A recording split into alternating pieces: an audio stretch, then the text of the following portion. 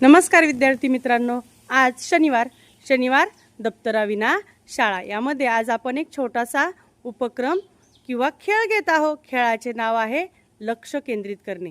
यामध्ये प्रत्येक विद्यार्थ्याला 2 बॉल दिले आहेत। बॉलनी हे समोरचे ठोकळे उडवायचे आहेत। सर्वात प्रथम येत आहे खेळण्यासाठी इयत्ता 4। टाळ्या वाजवा सर्वांनी।